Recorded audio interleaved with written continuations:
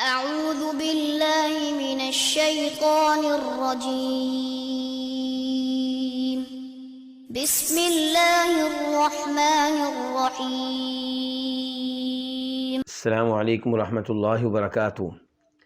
ان الحمد للہ نحمده ونستعینه ونستغفره ونعوذ باللہ من شرور انفسنا ومن سیئات اعمالنا من يهده الله فلا مضل له ومن يضلل فلا هادي له واشهد ان لا اله الا الله وحده لا شريك له واشهد ان محمدا عبده ورسوله يا أيها الذين آمنوا اتقوا الله حق تقاته ولا تموتن إلا وأنتم مسلمون يا أيها الناس اتقوا ربكم الذي خلقكم من نفس واحدة وخلق منها زوجها وبث منهما رجالا كثيرا ونساء واتقوا الله الذي تساءلون به والأرحام إن الله كان عليكم رقيبا يا أيها الذين آمنوا اتقوا الله وقولوا قولا سديدا يصلح لكم أعمالكم ويغفر لكم ذنوبكم ومن يطع الله ورسوله فقد فاز فوزا عظيما أما بعد فإن خير الحديث كتاب الله وخير الهدي هدي محمد صلى الله عليه وسلم وشر الأمور محدثاتها وكل محدثة بدعة وكل بدعة ضلالة وكل ضلالة في النار۔ امام بربہاری رحمہ اللہ اپنی مشہور و معروف کتاب شرح السنہ میں فرماتے ہیں، اور یہ کتاب کا مسئلہ نمبر 69 ہے، 69۔ وَاعْلَمْ أَنَّ أَرْوَاحَ الشُّهَدَاءِ فِي حَوَاصِلِ طَيْرٍ خُضْرٍ تَسْرَحُ فِي الْجَنَّةِ وَتَأْوِي إِلَى قَنَادِيلَ تَحْتَ الْعَرْشِ وَأَرْوَاحَ الْكُفَّارِ وَالْفُجَّارِ فی بئر برہوت وہی فی سجین۔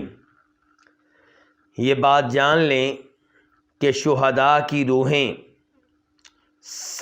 سبز رنگ کے پرندوں کے پیٹ میں اور قالب میں اور جسم میں ہوتی ہیں، وہ جنت میں کھاتی پیتی ہیں اور عرش کے نیچے لٹکی ہوئی قندیلوں میں آ کر پناہ لیتی ہیں، اور کافروں کی اور فاجروں کی روحیں برہوت نامی کنویں میں ہیں، اور یہ کنواں سجین میں ہے۔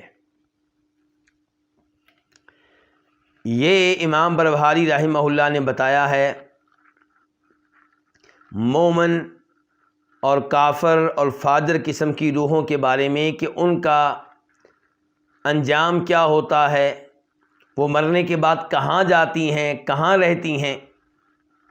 میں اس بارے میں چند احادیث آپ کے سامنے رکھوں گا جن سے یہ مسئلہ کسی حد تک واضح ہو جائے گا، لیکن اگر آپ یہ سمجھتے ہیں کہ میں یہ مسئلہ آپ کے سامنے 100% واضح کر دوں گا تو یہ ممکن نہیں ہے۔ کیوں ممکن نہیں ہے؟ کیونکہ یہ غیبی امور ہیں۔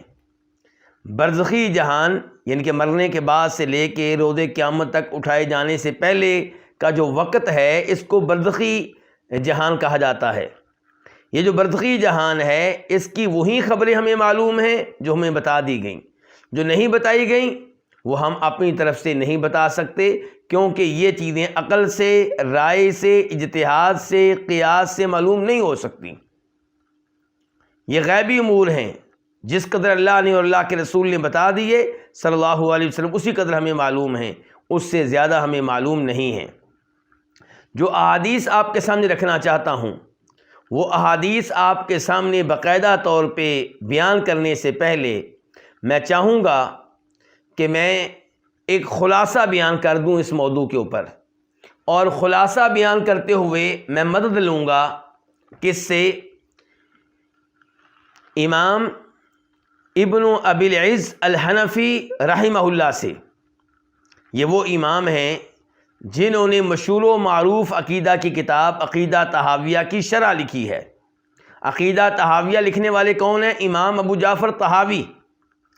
یہ پہلے شافعی ہوا کرتے تھے، پھر حنفی ہو گئے، تو انہوں نے عقیدے کے موضوع پہ کتاب لکھی، اور بڑی جاندار، بڑی عمدہ کتاب ہے۔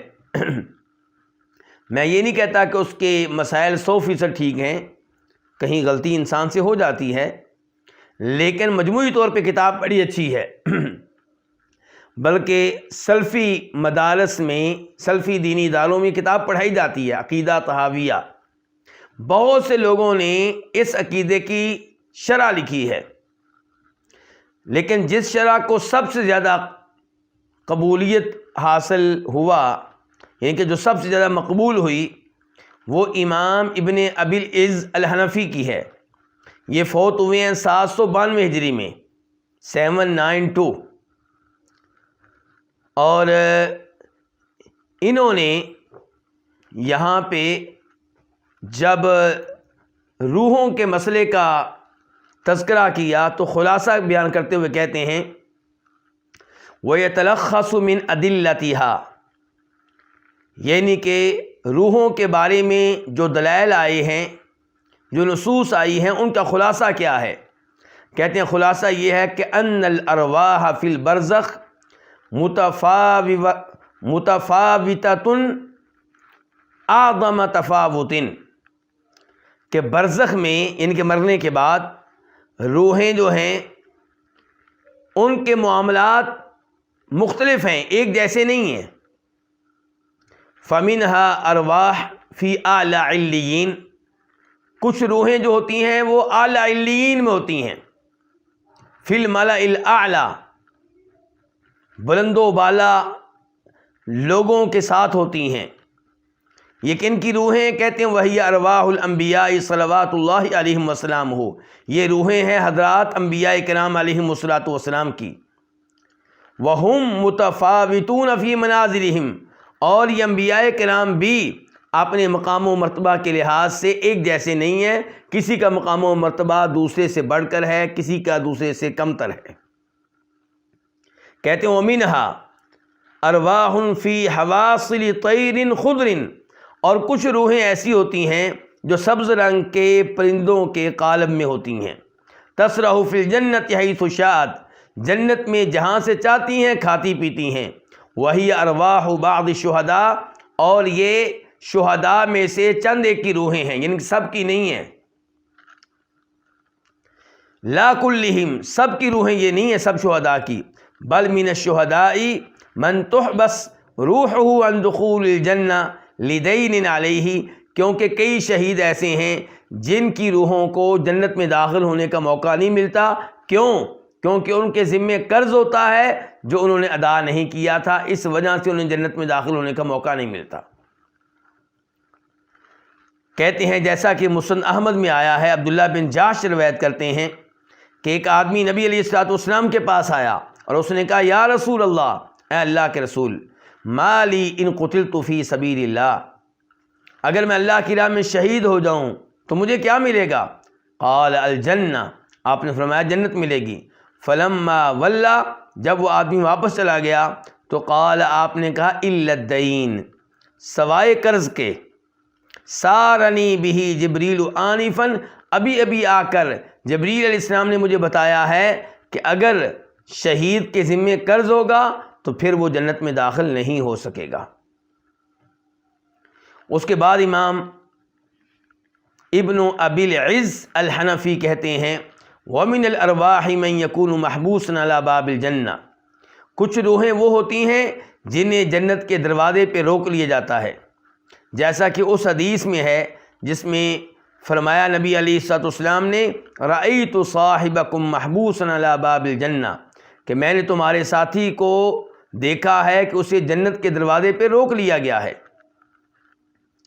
ومنہم من یکون محبوسا فی قبرہ، امام بربہاری، امام ابن ابی العز الحنفی کا موقف یہ ہے کہ کچھ روحیں ایسی ہیں جنہیں قبر میں روک لیا جاتا ہے، اور کچھ ایسی ہیں جو زمین پہ رہتی ہیں، اور کچھ روحیں ایسی ہیں جو زنا کرنے والے مردوں اور عورتوں کے تنور میں ہوتی ہیں، اور کچھ روحیں ایسی ہیں جو خون کی نہر میں ہوتی ہیں، اس میں وہ تیرتی ہیں اور ان کے منہ میں پتھر داخل کیے جاتے ہیں۔ کہتے ہیں کہ یہ سارے وہ امور ہیں جن کے حق میں دلائل ہمیں احادیث سے ملتے ہیں۔ تو یہ خلاصہ بتایا ہے کس نے؟ امام ابن ابی العز الحنفی رحمہ اللہ نے عقیدہ طحاویہ کی شرح لکھتے ہوئے اب میں روحوں کے تعلق سے جو ہمارے پاس احادیث ہیں ان کا تذکرہ آپ کے سامنے رکھنا چاہوں گا۔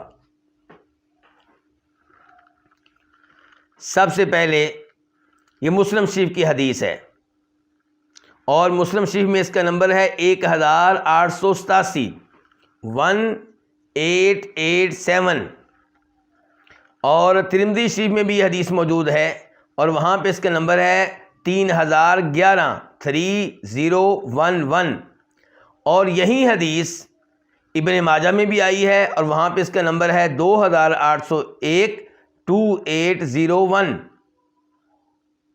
تو اب یہ حدیث کیا ہے میں آپ کے سامنے رکھوں گا۔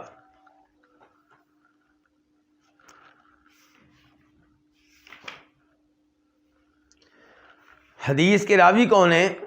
حدیث کے راوی مسروق ہیں، مسروق بن اجدہ، یہ مشہور و معروف تابعی ہیں، یعنی کہ یہ صحابی نہیں ہیں۔ یہ کہتے ہیں کہ سألنا عبد اللہ، ہم نے سوال کیا عبداللہ بن مسعود رضی اللہ تعالیٰ عنہ سے اس آیت کے بارے میں۔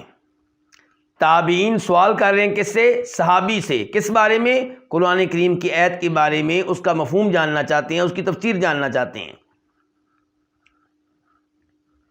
وَلَا تَحْسَبَنَّ الَّذِينَ قُتِلُوا فِي سَبِيلِ اللَّهِ أَمْوَاتًا بَلْ أَحْيَاءٌ عِندَ رَبِّهِمْ يُرْزَقُونَ، اور آپ ان لوگوں کو جو اللہ کی راہ میں قتل ہو جائیں مردہ گمان نہ کریں، بل احیاء، بلکہ وہ زندہ ہیں، عند ربہم یرزقون، اپنے رب کے پاس زندہ ہیں، رب کے پاس ان کو رزق دیا جاتا ہے۔ تو شہداء پھر کہاں ہیں؟ رب کے پاس، اور انہیں رزق مل رہا ہے۔ یہ آیت نمبر 169 ہے، 169 سورہ آل عمران۔ اس آیت کے بعد جو آیت ہے اس میں اللہ تعالیٰ کہہ رہے ہیں فَرِحِينَ بِمَا آتَاهُمُ اللَّهُ مِنْ فَضْلِ، اللہ نے اپنے فضل و کرم سے جو کچھ انہیں دیا ہے اس پہ بڑے خوش ہیں۔ کون؟ شہید۔ تو اس آیت کے بارے میں سوال کر رہے ہیں مسروق اور دیگر تابعین جناب عبداللہ بن مسعود رضی اللہ تعالیٰ عنہ سے۔ تو وہ کیا کہتے ہیں؟ کہتے ہیں اما انا قد سألنا عن ذلك، کہ یہ بات ذہن میں رکھو کہ ہم نے اس آیت کے بارے میں سوال کیا تھا۔ کس سے؟ نبی علیہ الصلوۃ والسلام سے۔ یہاں سے یہ بات نوٹ کرنے والی ہے، قرآن کریم کی بہترین تفسیر وہ ہے جو نبی علیہ الصلوۃ والسلام نے کی، اور اس کے بعد وہ تفسیر جو صحابہ کرام نے کی۔ کیوں؟ صحابہ کرام نے قرآن کی تفسیر سیکھی ہے کس سے؟ اللہ کے نبی علیہ الصلوۃ والسلام سے۔ کہیں پہ وہ وعدے کر دیتے ہیں کہ ہم نے تفسیر اللہ کے رسول سے لی، اور کہیں پہ وہ وعدے نہیں کرتے، لیکن آپ حسن ظن رکھیں کہ انہوں نے یہ تفسیر کس سے لی ہوگی؟ نبی علیہ الصلوۃ والسلام سے لی ہوگی۔ اور اس سے یہ بھی معلوم ہوا کہ صحابہ کرام صرف قرآن کی تلاوت پہ اکتفا نہیں کرتے تھے، بلکہ اس کے ساتھ ساتھ وہ قرآن کریم کا معنی و مفہوم سمجھنے کی بھی ہر ممکن کوشش کرتے تھے۔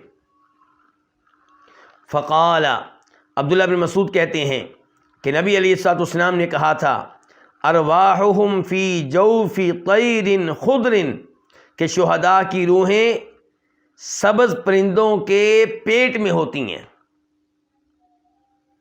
یعنی کہ شہداء کی روحوں کو جسم ملتا ہے کس کا؟ سبز رنگ کے پرندوں کا۔ سبز رنگ کے پرندوں کے پیٹ میں کیا ہوتی ہیں؟ شہداء کی روحیں۔ لہا قنادیل معلقۃ بالعرش، اور ان کے لیے قندیلیں ہوتی ہیں جو اللہ کے عرش کے ساتھ لٹکی ہوتی ہیں۔ تسرح من الجنت حیث شاءت، یہ روحیں جنت میں جہاں سے چاہتی ہیں وہاں سے کھاتی پیتی ہیں۔ دیکھیے شہید کا مقام و مرتبہ، کہ سبز رنگ کے پرندوں میں ان کی روحیں ہیں، جنت میں اڑ رہی ہیں، اور عرش کے ساتھ لڑکی ہوئی قندیلوں میں آ کر آرام کرتی ہیں۔ ثم تأوی الی تلک القنادیل فرمایا کھانے پینے کے بعد کہاں آتی ہیں؟ ان قندیلوں میں آتی ہیں، وہاں پہ آ کے ٹھہرتی ہیں۔ فاطلع الیہم ربہم اطلاعۃ، ان کے رب نے ایک دفعہ ان کی طرف جھانک کر دیکھا۔ فقال، تو اللہ تعالی نے کہا، هل تشتہون شیئا، کیا کسی چیز کی تمہیں خواہش ہے، کسی چیز کی رغبت ہے؟ قالوا ای شیء نشتہی ونحن نسرع من الجنۃ حیث شئنا، ہمیں کس چیز کی خواہش ہوگی جب کہ صورتحال یہ ہے کہ ہم جنت میں جہاں سے چاہتے ہیں کھاتے پیتے ہیں۔ ففعل ذلک بہم 3 مرات، اللہ تعالیٰ نے یہ ان کے ساتھ 3 مرتبہ کیا۔ یہ کیا؟ یہ سوال 3 مرتبہ اللہ نے جھانک کر دیکھا اور 3 مرتبہ اللہ نے سوال کیا تمہاری کوئی خواہش ہو۔ فلما رأوا انہم لن یترکوا من ان یسألوا، جب وہ شہیدوں نے دیکھا کہ ان سے بار بار مطالبہ کیا جا رہا ہے کہ بتاؤ تمہاری کیا خواہش ہے، تمہاری کیا رغبت ہے، تو قالوا، تو انہوں نے بالآخر اپنی رغبت بتا دی۔ کیا؟ یا ربی، اے رب، نرید ان ترد ارواحنا، ہم چاہتے ہیں کہ تو ہماری روحیں لوٹا دے فی اجسادنا، ہمارے جسم میں۔ اس کا مطلب ہے کہ پہلے ان کی روحیں کہاں ہیں؟ سبز رنگ کے پرندوں کے پیٹ میں، ان کے اپنے جسم میں نہیں ہیں۔ حتی نقتل فی سبیلک مرۃ اخری، اے اللہ تو ہماری روحیں ہمارے جسم میں کیوں لٹا دے؟ تاکہ ہم جہاد کریں اور تیری راہ میں پھر شہید ہوں۔ فلما رآ ان لیس لہم حاجہ ترکوا، جب اللہ رب العزت نے دیکھا کہ انہیں کسی چیز کی خواہش نہیں ہے، جنت میں کسی چیز کی خواہش نہیں، دنیا میں جانا چاہتے ہیں اور وہ اللہ کے نظام کے خلاف ہے، تو اللہ تعالیٰ اس کے بعد اللہ نے ان کو ان کی حالت پہ چھوڑ دیا، یعنی کہ پھر نہیں پوچھا کہ تمہیں کیا چاہیے، کیونکہ دیکھ لیا کہ ان کی کوئی خواہش نہیں ہے، کوئی رغبت نہیں ہے، کوئی ان کا مطالبہ نہیں ہے۔ تو یہ ایک حدیث ہوئی اس مسئلے میں۔ اس سے کیا پتہ چلا؟ اور حدیث بھی کس کتاب کی ہے؟ مسلم شریف کی، ترمذی کی اور ابن ماجہ کی۔ حدیث کے نمبرز میں لکھوا چکا ہوں۔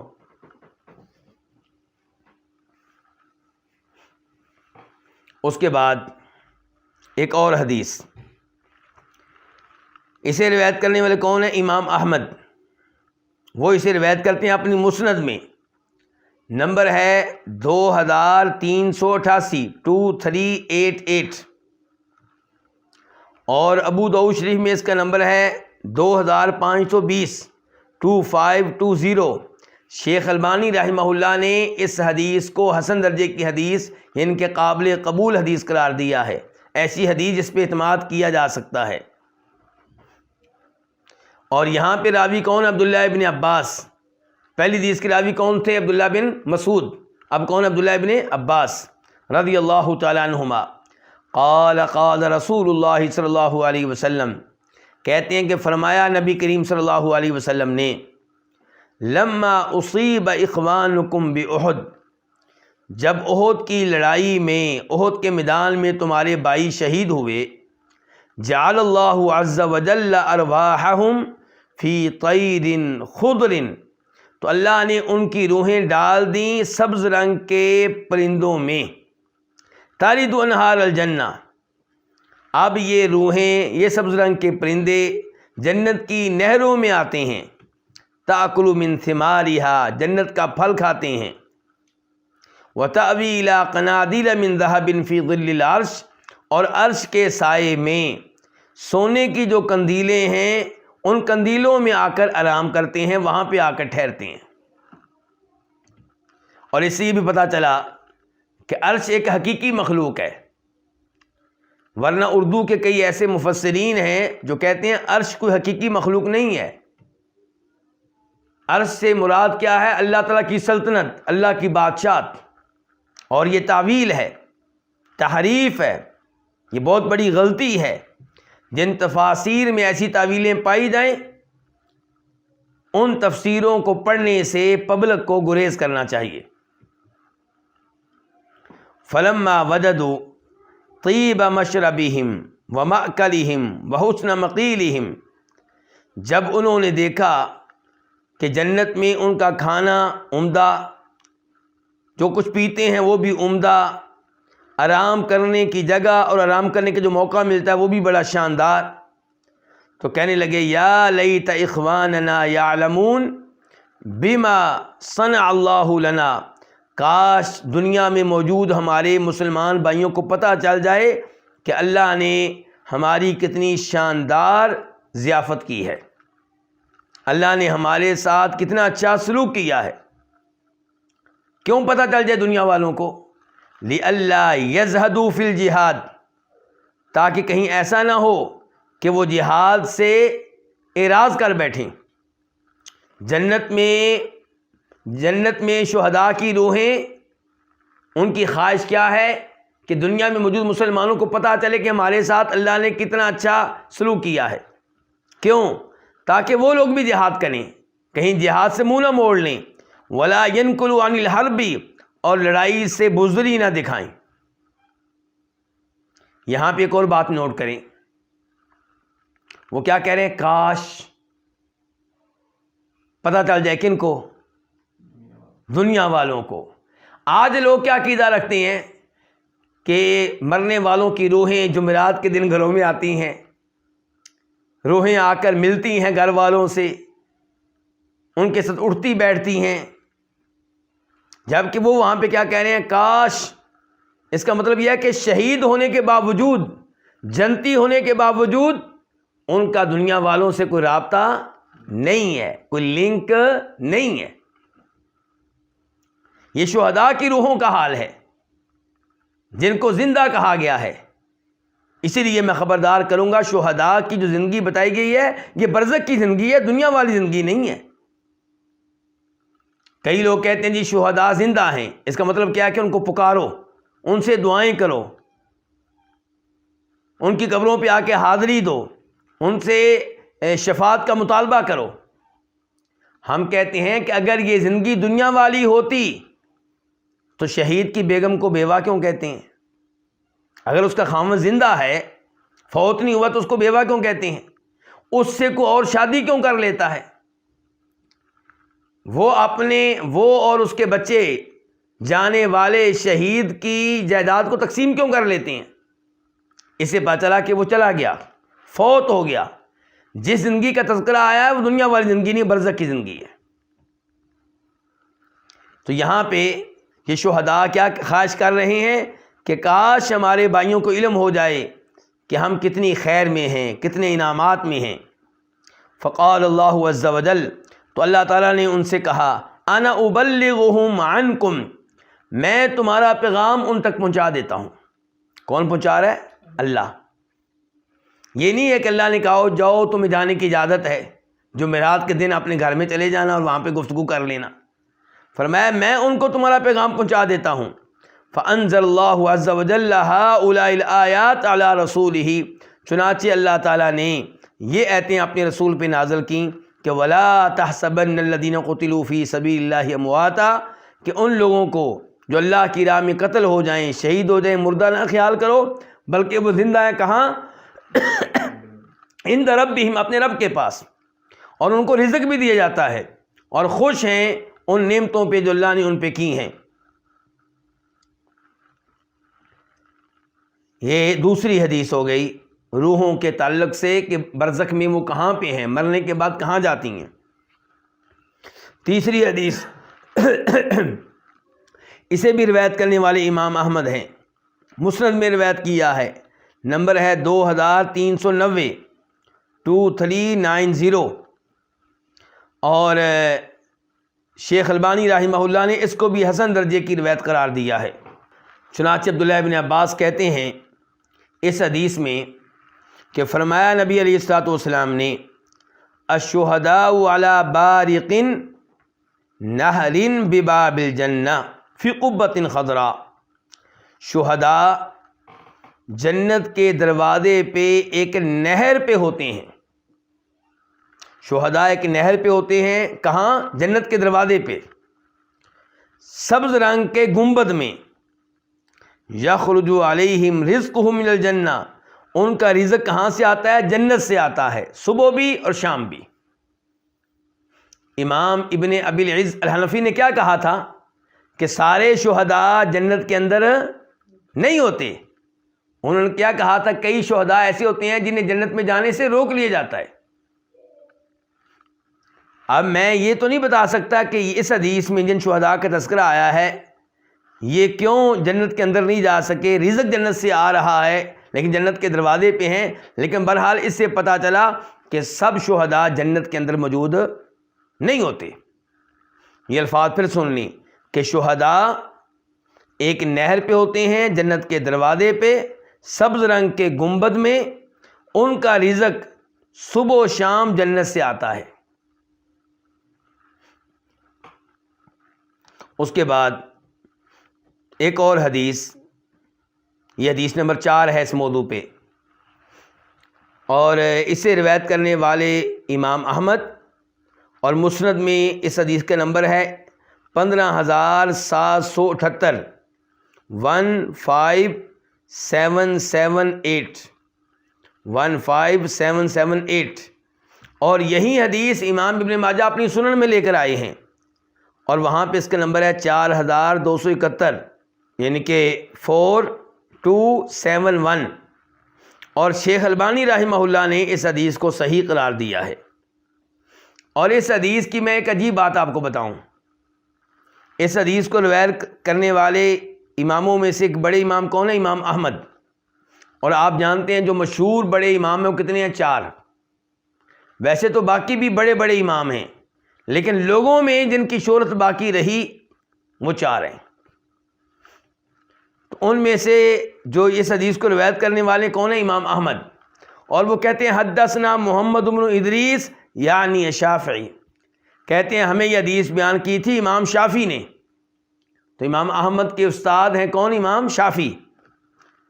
اور وہ کیا کہتے ہیں؟ عن مالک. امام شافعی کیسے روایت کر رہے ہیں؟ امام مالک سے. یہ تینوں امام، امام مالک، امام شافعی، امام احمد، حدیث کے میدان میں بہت آگے ہیں. امام مالک کی باقاعدہ حدیث کی کتاب ہے جسے کیا کہتے ہیں؟ موطا. امام احمد کی کتاب جسے کیا کہتے ہیں؟ مسند. امام شافعی کی احادیث بھی آپ کو امام شافعی کی کتاب الام میں آپ کو ان کی احادیث کثرت سے ملیں گی. ہر حدیث کو سند کے ساتھ روایت کرتے ہیں. تو اس لیے ان تینوں اماموں کو اور ان کے مسلک پہ چلنے والوں کو کہتے ہیں اصحاب حدیث، کہ یہ حدیث کا بہت اہتمام کرتے تھے.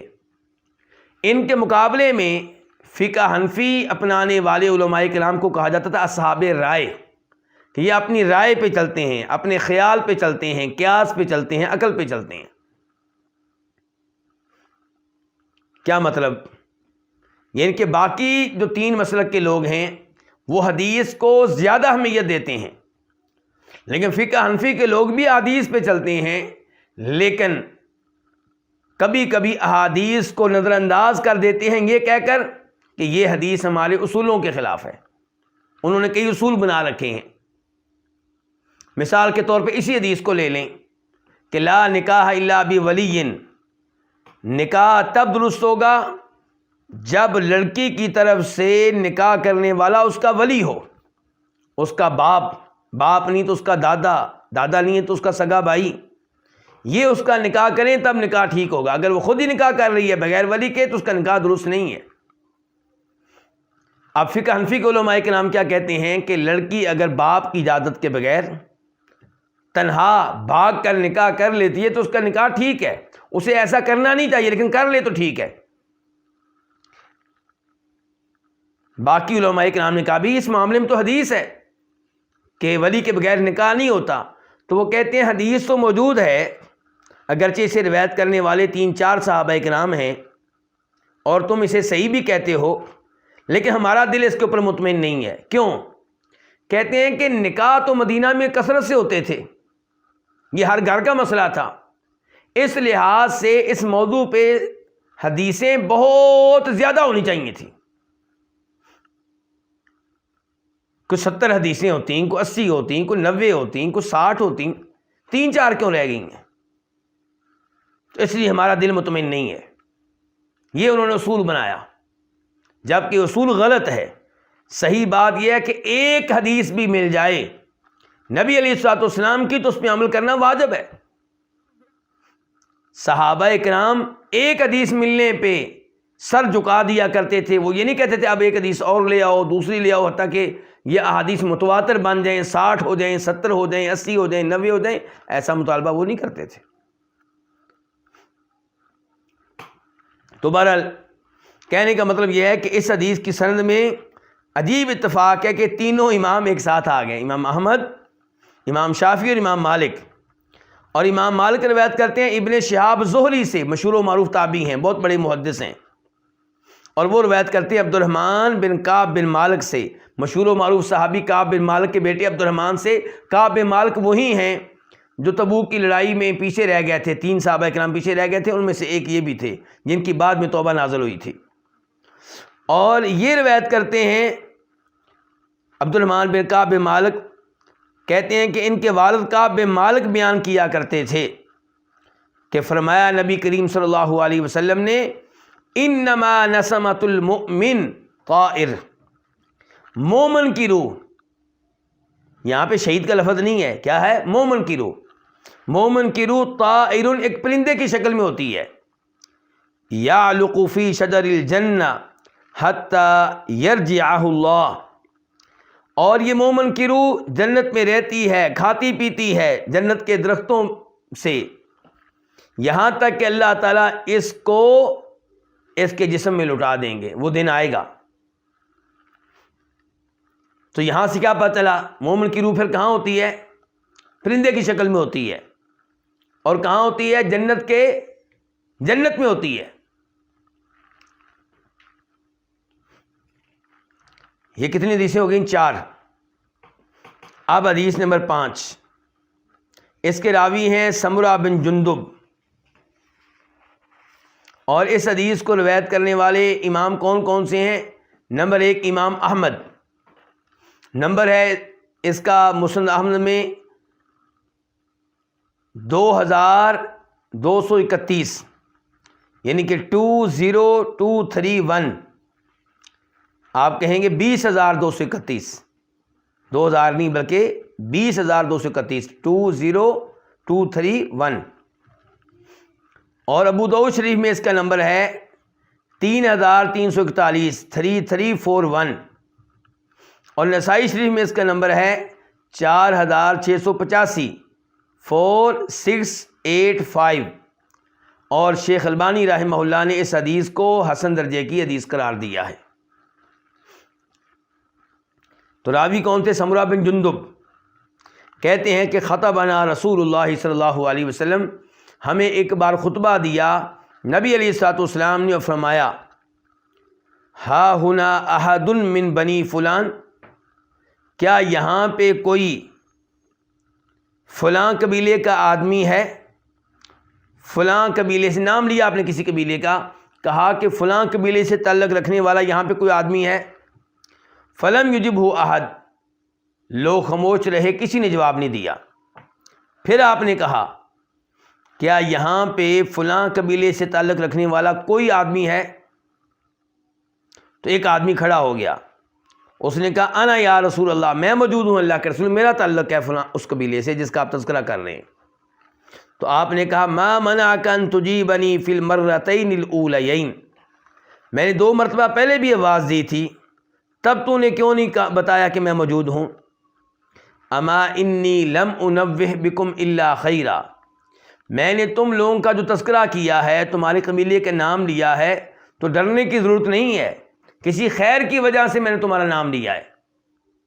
ان صاحبکم مأسور بدینہ، تمہارا ایک ساتھی، تمہارا فلاں ساتھی جو ہے، جو فوت ہو چکا ہے، وہ اپنے قرضے کی وجہ سے، جو قرضہ اس نے ادا کرنا ہے، ادا کیے بغیر فوت ہوا ہے، اس کی وجہ سے اسے روک لیا گیا ہے. فَلَقَدْ رَأَيْتُهُ أَدَّى عَنْهُ، تو راوی کہتے ہیں سمرہ بن جندب، تو میں نے اس آدمی کو دیکھا کہ اس نے اس میت کی طرف سے قرضہ ادا کر دیا. حتی ما بقی احد یطلبہ بشیء، یہاں تک کہ مطالبہ کرنے والا کوئی بھی نہ بچا، کوئی ایسا آدمی نہ بچا جو یہ کہے کہ اس میت نے میرا قرضہ دینا تھا. تو اب یہاں پہ دیکھیں، جب تک اس نے قرضہ ادا نہیں کیا اس کو جنت میں داخل ہونے کی اجازت نہیں ملی. اور اس کے بعد حدیث نمبر 6، اس کے راوی کون ہے؟ جناب ابو ہریرہ رضی اللہ تعالیٰ عنہ. روایت کرنے والے کون کون سے امام ہیں؟ امام نسائی، اور نسائی شریف میں اس کا نمبر ہے 1833 1833. اور ابن حبان، امام ابن حبان اسے اپنی صحیح میں روایت کرتے ہیں، اور وہاں پہ اس کا نمبر ہے 3003، یعنی کہ 3003. اور شیخ البانی رحمہ اللہ کی جو کتاب ہے سلسلۃ الاحادیث الصحیحہ، وہ کتاب جس میں انہوں نے صحیح احادیث جمع کر دی ہیں، وہاں پہ اس کا نمبر ہے 1309 1309. اس کا مطلب یہ ہے کہ شیخ البانی رحمہ اللہ نے اس حدیث کو صحیح قرار دیا ہے. تو راوی کون ہے جناب ابو ہریرہ رضی اللہ تعالیٰ عنہ، کہ نبی علیہ الصلوۃ والسلام نے فرمایا اذا حضر المؤمن اتته ملائکۃ الرحمہ بحریرۃ بیضاء. جب مومن کے فوت ہونے کا وقت آتا ہے تو اس کے پاس رحمت کے فرشتے آتے ہیں. کون سے فرشتے؟ سفید رنگ کا ریشمی لباس لے کر آتے ہیں.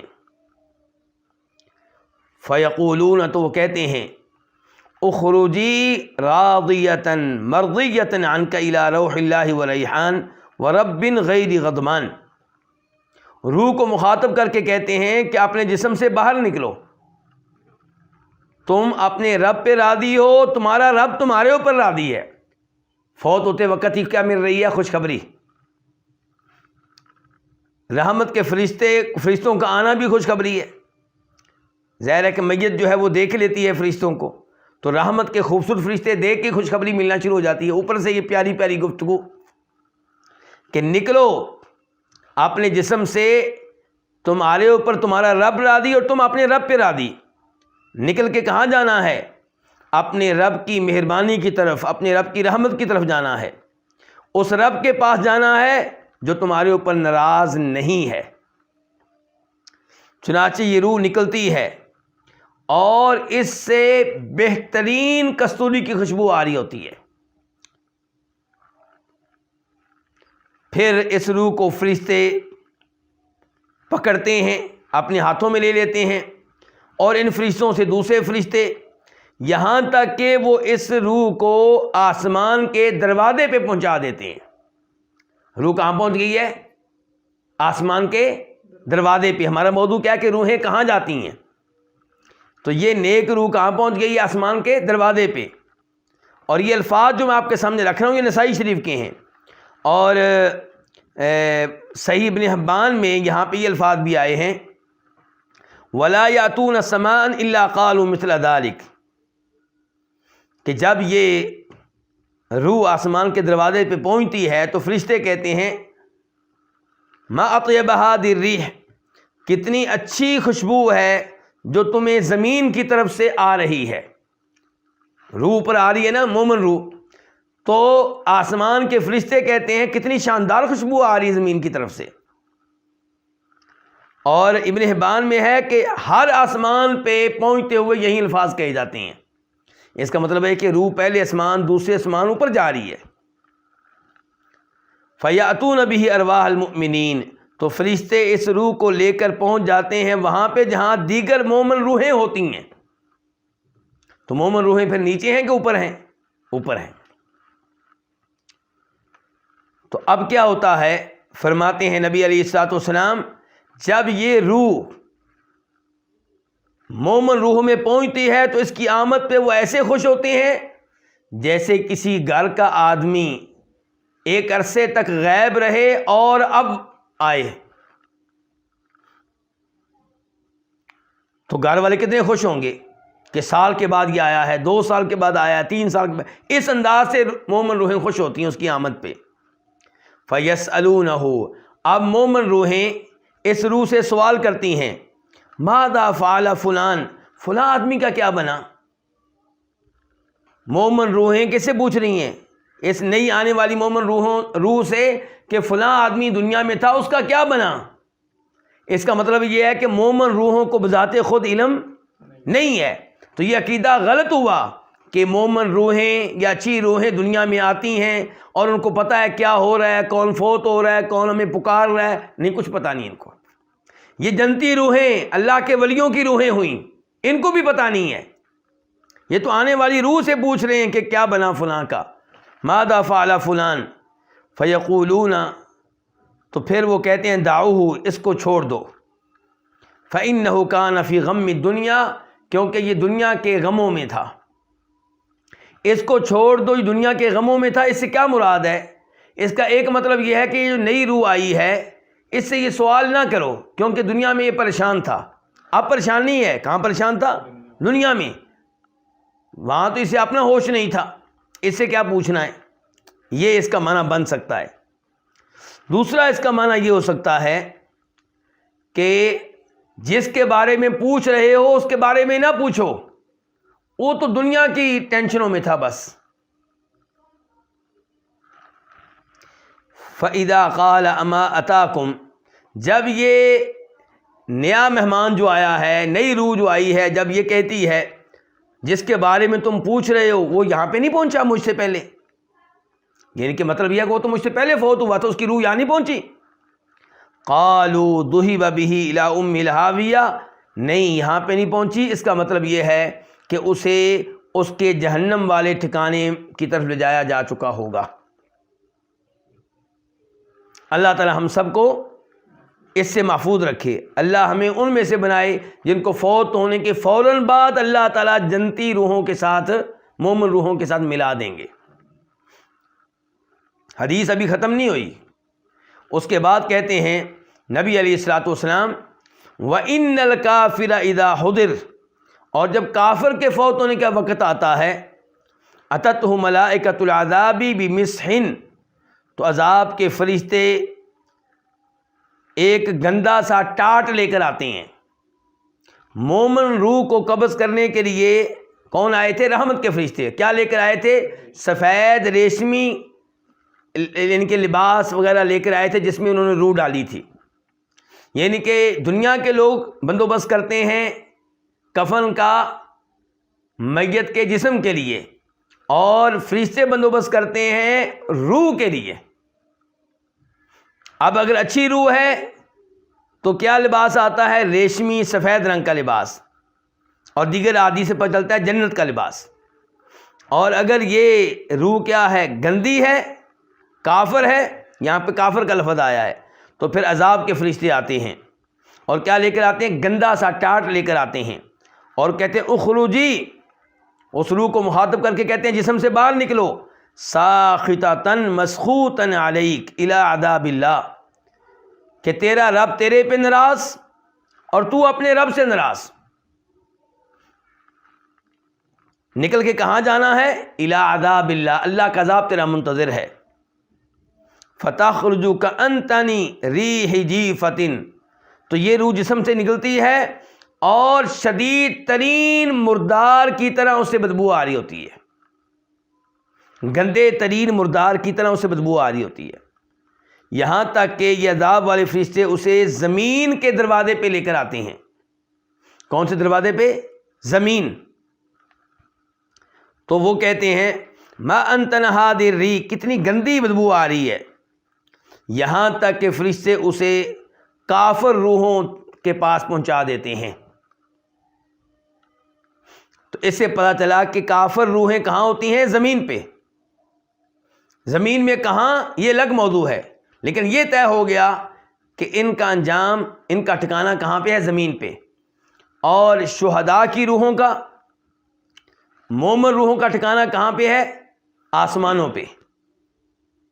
اور آپ جانتے ہیں جنت بھی کہاں ہے؟ اوپر ہی ہے. اب اس موضوع پہ آخری حدیث رہ گئی اور یہ بخاری شریف کی حدیث ہے. اس کے راوی بھی سمرہ بن جندب ہیں اور بخاری شریف میں اس کا نمبر ہے 1386 1386.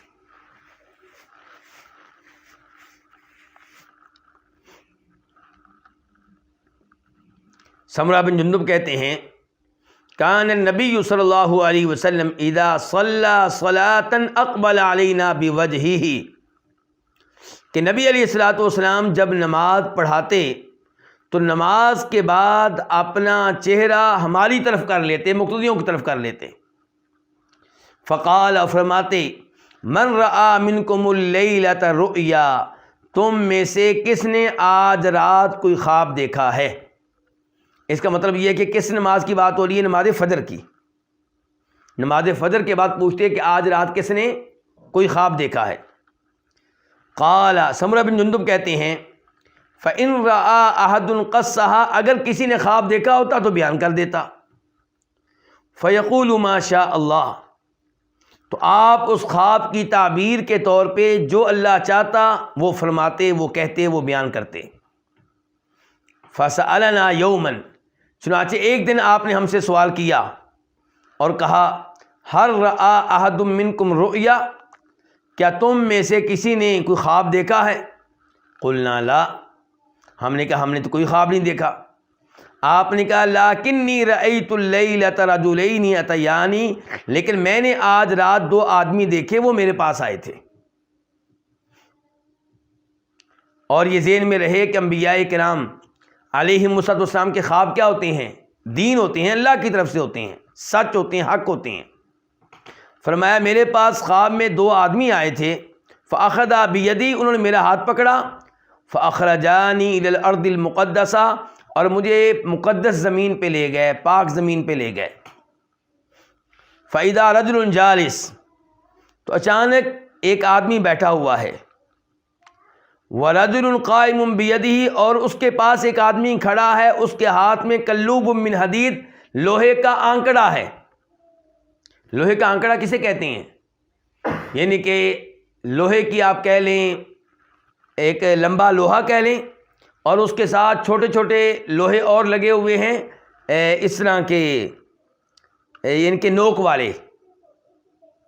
کیسے؟ نوک والے اس طرح. یدخلہ فی شدقی، یہ آدمی جو کھڑا ہے یہ بیٹھے ہوئے آدمی کے جبڑے میں اس لوہے کے آنکڑے کو داخل کرتا ہے، حتیٰ یبلغ قفاہ، یہاں تک کہ لوہے کا آنکڑا اس کی گدی تک پہنچ جاتا ہے پیچھے. ثم یفعل بشدقہ الآخر مثل ذلک، پھر یہ کھڑا ہوا آدمی اس کے دوسرے جبڑے کے ساتھ بھی ایسا ہی کرتا ہے. ویلتئم شدقہ ھذا، اتنی دیر تک پہلا جبڑا ٹھیک ہو جاتا ہے. فیعود فیصنع مثلہ، تو وہ ایسا اس کے ساتھ کرتا ہی رہتا ہے، یہ سزا ملتی رہتی ہے. قلت ما ھذا، میں نے کہا یہ کیا ہے؟ تو ان دو آدمیوں نے کہا انطلق، آگے چلیں. ہم آگے چلے یہاں تک کہ ہم ایک آدمی کے پاس آئے جو اپنی گدی کے بال لیٹا ہوا تھا، یعنی کہ سیدھا لیٹا ہوا تھا، اور ایک آدمی اس کے سر کے پاس کھڑا تھا.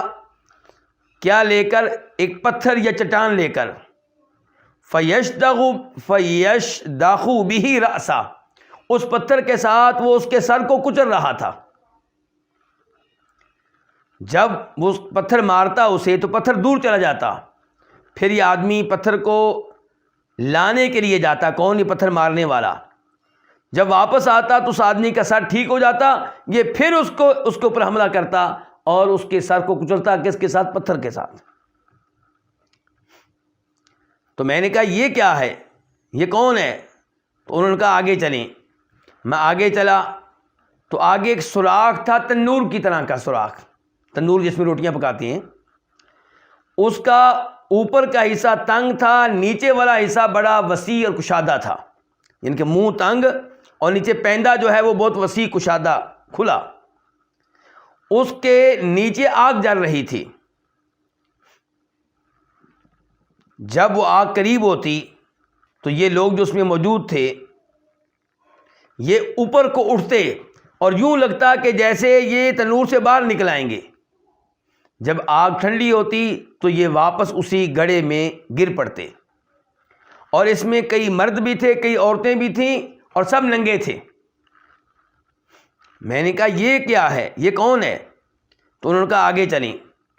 تو ہم چلے یہاں تک کہ ہم ایک نہر کے پاس آئے جو خون کی نہر تھی.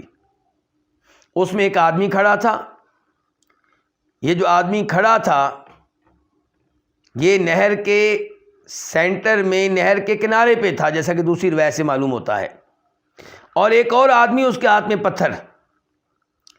تو یہ آدمی جو نہر میں تھا، خونی نہر میں، جب بھی باہر نکلنے لگتا تو وہ آدمی جس کے پاس پتھر تھا وہ اس کے منہ پہ پتھر مارتا اور اس کو واپس وہاں بھیج دیتا جہاں پہ پہلے تھا۔ جب بھی یہ نکلنے لگتا اس کو پتھر پڑتے۔ تو میں نے کہا یہ کیا ہے؟ تو مجھ سے کہا آگے چلیں۔ پھر ہم چلے یہاں تک کہ ہم ایک باغ میں آئے، سرسبز و شاداب باغ۔ وہاں پہ ایک بڑا درخت اور اس کی جڑ میں ایک بزرگ بیٹھے ہوئے ہیں اور ان کے پاس کئی بچے ہیں، اور ایک اور آدمی اس درخت کے قریب ہے، اس کے آگے آگ ہے، وہ آگ کو جلا رہا ہے۔ تو یہ دو آدمی مجھے چڑھا کر اس درخت پہ لے گئے اور مجھے انہوں نے ایک گھر میں داخل کیا۔ اس سے اچھا گھر میں نے کبھی نہیں دیکھا۔ اس میں کئی بزرگ آدمی تھے، کئی نوجوان تھے، کئی عورتیں تھیں، کئی بچے تھے۔ پھر انہوں نے مجھے وہاں سے نکالا اس گھر سے اور مجھے درخت پہ چڑھایا۔ اب مجھے ایک اور گھر میں لے گئے جو پہلے سے بھی اچھا، پہلے سے بھی عمدہ تھا، اور وہاں پہ بھی کئی بزرگ اور کئی نوجوان تھے۔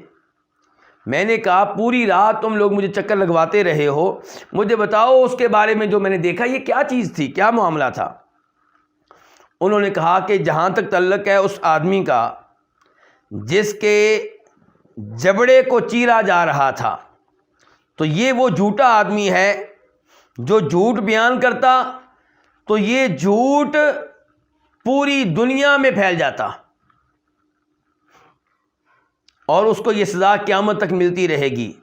آج کل کے ٹی وی اینکر جو ہیں وہ اس کی مثال بن سکتے ہیں اگر وہ جھوٹ بولتے ہیں تو۔ جو اینکر جھوٹ بولتا ہے آپ یہ جانتے ہیں کہ ٹی وی کے ذریعے اس کا جھوٹ کہاں پہنچتا ہے، دنیا کے کونے کونے تک پہنچتا ہے۔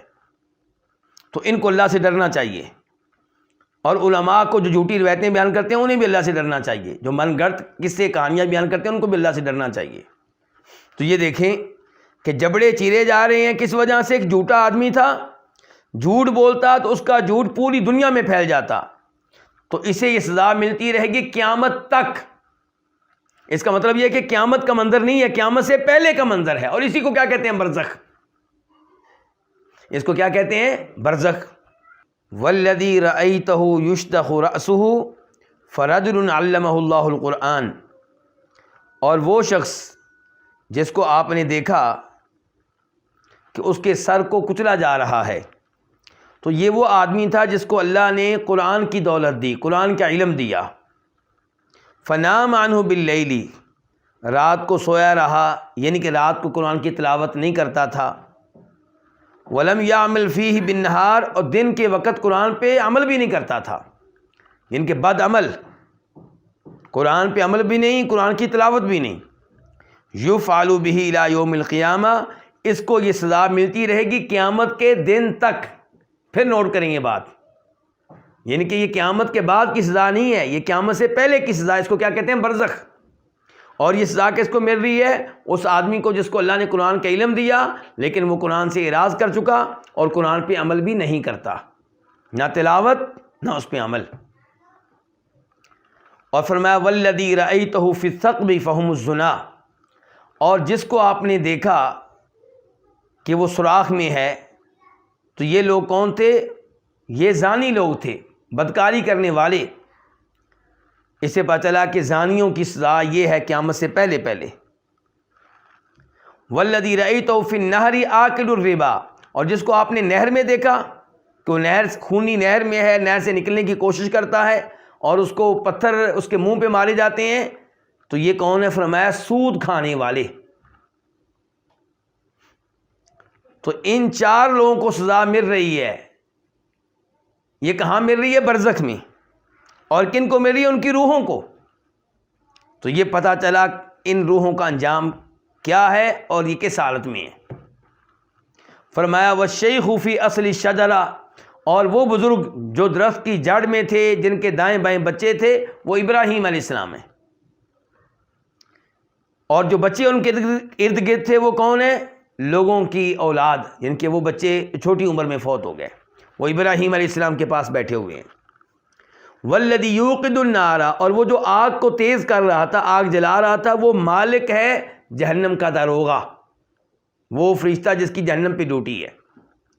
والدار الاولی التی دخلت دار عامۃ المؤمنین، اور درخت پہ چڑھ کر آپ کو جس پہلے گھر میں لے جایا گیا، جس کے بارے میں آپ نے کہا کہ اس سے اچھا گھر میں نے کبھی نہیں دیکھا، وہ عام مومنوں کا گھر تھا۔ اس کا مطلب ہے کہ وہاں پہ کون تھی؟ مومن روحیں۔ وَأَمَّا هَذِهِ الدَّارُ، اور یہ گھر جو بعد میں آپ نے دیکھا، جو آپ نے کہا جو اس سے بھی اچھا تھا، تو فدار الشہداء، یہ شہداء کا گھر تھا۔ وَأَنَا جبریل، اور میں جبریل ہوں۔ گفتگو کرنے والے نے کیا کہا؟ میں جبریل ہوں۔ وَهَذَا میکائیل، اور یہ میکائیل ہیں۔ فَرْفَعْ رَأْسَكَ، آپ اپنا سر اٹھائیے۔ فَرَفَعْتُ رَأْسِي، آپ کہتے ہیں میں نے سر اٹھایا۔ فَإِذَا فَوْقِي مِثْلُ السَّحَابِ، میرے اوپر ایسی کوئی چیز تھی جیسے بادل ہوتے ہیں۔ تو انہوں نے کہا ذاک منزلک، یہ آپ کا محل ہے، یہ آپ کا جائے قیام ہے۔ قلت، تو میں نے کہا دعانی ادخل منزلی، مجھے اجازت دو، مجھے چھوڑو تاکہ میں اپنے اس گھر میں داخل ہو جاؤں۔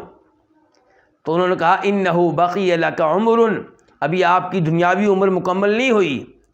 فلو استکملتا، جب آپ کی عمر مکمل ہو جائے گی، اتیت منزلک، تب آپ اپنے اسی گھر میں آئیں گے۔ اس کا مطلب ہے کہ آپ کی روح یہاں پہ آئے گی۔ تو کہنے کا مطلب یہ ہے، خلاصہ کلام یہ ہے کہ روحوں کا معاملہ جو ہے وہ ایک جیسا نہیں ہے۔ ہر روح اپنے اعمال کے لحاظ سے کسی نہ کسی مقام پہ ہے۔ اور میں آخر میں امام بربہاری کے الفاظ پھر پڑھ دوں کہ وَاعْلَمْ أَنَّ أَرْوَاحَ الشُّهَدَاء، یہ بات جان لیں کہ شہداء کی روحیں فی حواصِ طَیْرٍ خُضْرٍ، سبز پرندوں کے قالب میں اور جسم میں ہوتی ہیں، تسرع فی الجنہ، جنت میں کھاتی پیتی ہیں، وتأوی الی قنادیل تحت العرش، اور عرش کے نیچے قندیلوں میں آ کر ٹھہرتی ہیں، وارواح الکفار والفجار، اور کافروں کی روحیں اور فاجروں کی روحیں فی بئر برہوت، برہوت نامی کنویں میں ہوتی ہیں، اور یہ کنواں سجین میں ہے۔ تو آج یہیں پہ آج کے درس کا اختتام کرتے ہیں۔ کافروں کی روحیں کہاں ہوتی ہیں، اس موضوع پہ گفتگو انشاءاللہ آئندہ درس میں ہوگی۔